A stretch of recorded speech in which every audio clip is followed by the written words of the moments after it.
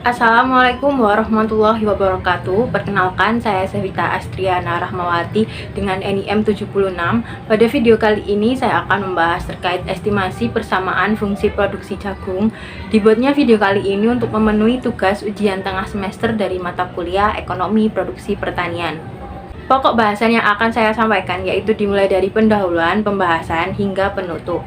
Langsung saja kita masuk ke pembahasan yang pertama, yaitu pendahuluan.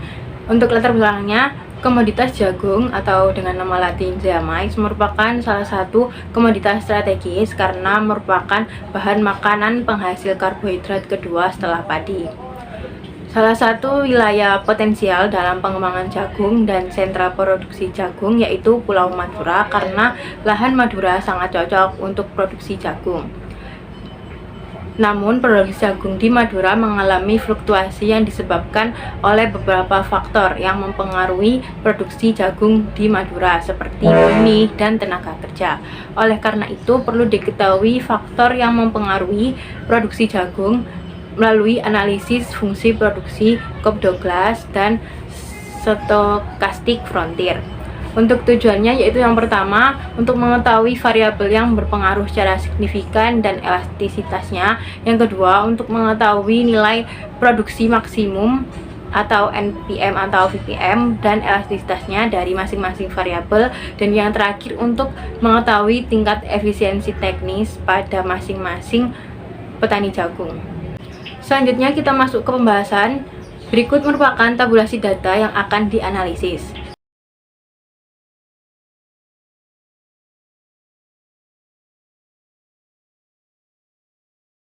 Langsung saja kita ke langkah-langkah dalam mengestimasi fungsi produksi Cobb-Douglas dengan SPSS. Sini saya sudah mempunyai total 120 data yang sudah saya rubah menjadi bentuk len. Lalu data ini kita copy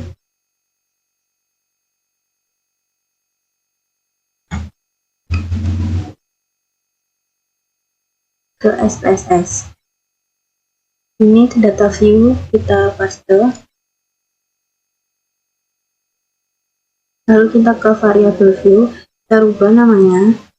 Ini adalah len Y, dan ini len X1, ini len X2.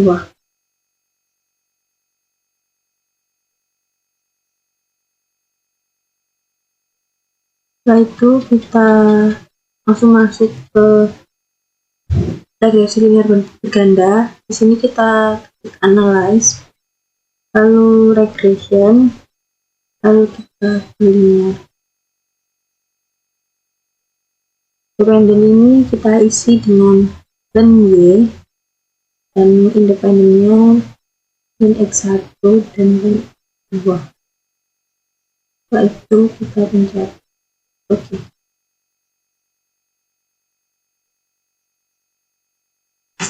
Ini merupakan hasil dari analisis yang kita lakukan. Untuk selanjutnya dapat kita interpretasikan.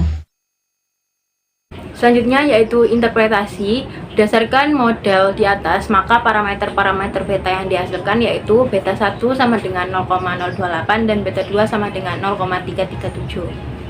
Interpretasi dari output fungsi produksi Cobb-Douglas yang telah diperoleh di atas yaitu sebagai berikut.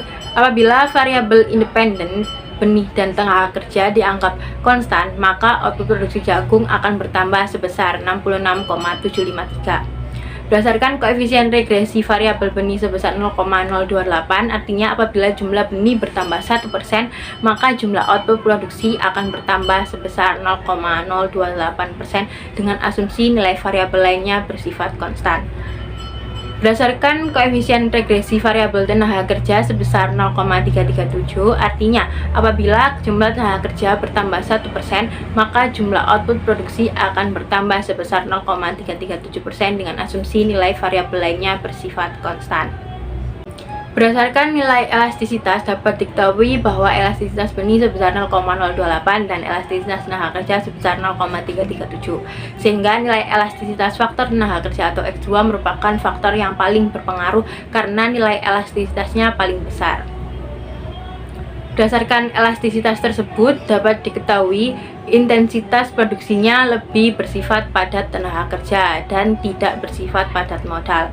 Hal ini dikarenakan nilai elastisitas tenaga kerja yang digunakan lebih besar dibandingkan nilai elastisitas modal, yaitu benih yang digunakan. Berdasarkan persamaan fungsi Cobb-Douglas diketahui hasil perhitungan elastisitas produksi dengan cara menambahkan beta 1 dan beta 2, yaitu 0,028 plus 0,337 sama dengan 0,365, atau jumlah beta lebih kecil dari 1, artinya terjadi decreasing return to scale. Hal ini berarti bahwa proporsi penambahan faktor produksi melebihi penambahan produksi. Dari output yang telah dihasilkan berikut persamaan linear yang diperoleh. Len Y sama dengan len 4,201 plus 0,028 len X1 plus 0,337 len X2. Sehingga model fungsi produksi Cobb-Douglas yang dihasilkan yaitu Y sama dengan 66,753 X1 pangkat 0,028 X2 pangkat 0,337. Selanjutnya yaitu perhitungan nilai produksi maksimum. Dari perhitungan tersebut MR1 sama dengan 1,4 lebih besar dari 1, sehingga secara ekonomis penggunaan faktor produksi benih belum efisien, dalam arti faktor produksi benih masih bisa ditambah. Dan MR2 sama dengan 0,8 kurang dari 1, sehingga secara ekonomis penggunaan faktor produksi tenaga kerja belum efisien, dalam arti faktor produksi tenaga kerja berlebih dan perlu dikurangi. Selanjutnya adalah estimasi fungsi produksi Cobb-Douglas frontier stokastik adalah sebagai berikut. Nilai RR test yaitu 0,6920090 2E plus 01 atau 6,9200902. Nilai DF adalah 2, nilai kode PAM pada derajat kesalahan 0,05 adalah 5,138, sehingga nilai LR test lebih besar dari kode PAM. Maka dari itu, dalam analisis ini, hipotesa H0 ditolak dan H1 diterima. Dari pernyataan di atas, berarti terdapat kasus inefisiensi di lapang. Selanjutnya yaitu nilai gamma. Berdasarkan hasil perhitungan alfa yang digunakan 5%, maka nilai T tabel adalah 1,980626. T hitung adalah 21,843, maka dapat disimpulkan bahwa nilai T hitung lebih besar dari T tabel, sehingga koefisien gamma adalah 90,5% error term disebabkan karena inefisiensi teknis dan 9,5% error term disebabkan karena adanya resiko. Selanjutnya uji pengaruh tiap variabel. T tabel dengan derajat kesalahan atau alfa 5 adalah 1,980626. Untuk beta 1, nilai T hitung adalah minus 0,824, tidak signifikan. Jika X1 atau benih dinaikkan sebesar 1%, maka output akan menurun sebesar 0,079%. Beta 2, nilai T hitung adalah 2,822 signifikan. Jika X2 atau tenaga kerja dinaikkan sebesar 1%, maka output akan naik sebesar 0,248%.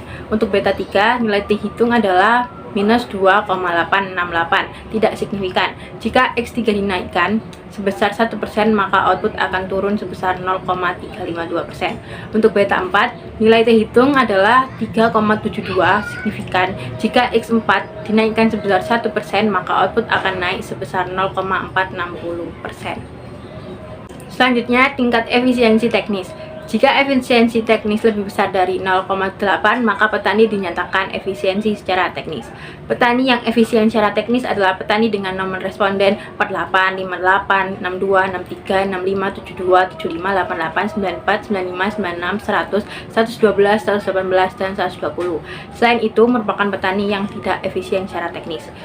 Diketahui bahwa nilai min efisiensi adalah sebesar 0,631,450,53, sehingga dapat disimpulkan bahwa rata-rata atau secara keseluruhan petani belum berproduksi efisien secara teknis.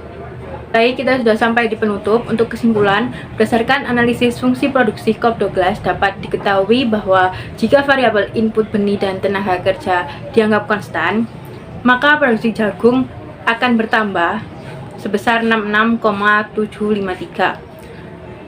Berdasarkan nilai elastisitas dapat diketahui bahwa nilai elastisitas benih sebesar 0,028 dan elastisitas tenaga kerja sebesar 0,337. Sehingga nilai elastisitas faktor produksi tenaga kerja merupakan faktor produksi yang paling berpengaruh. Dan berdasarkan perhitungan NPM atau VPM dapat diketahui bahwa input benih dan tenaga kerja belum efisien. Untuk analisis fungsi stokastik frontier diketahui bahwa terdapat kasus inefisiensi di lapang, dan persentase error term dapat diketahui bahwa koefisien gamma adalah 90,5%. Error term disebabkan karena inefisiensi teknis dan 9,5% error term disebabkan karena adanya risiko. Dan sarannya yaitu berdasarkan analisis fungsi Cobb Douglas, maka petani dapat menambahkan input benih dan mengurangi tenaga kerja. Dan yang kedua, berdasarkan analisis fungsi stokastik frontier, maka petani harus meminimumkan inefisiensi eksternal agar petani dapat efisiensi secara teknis.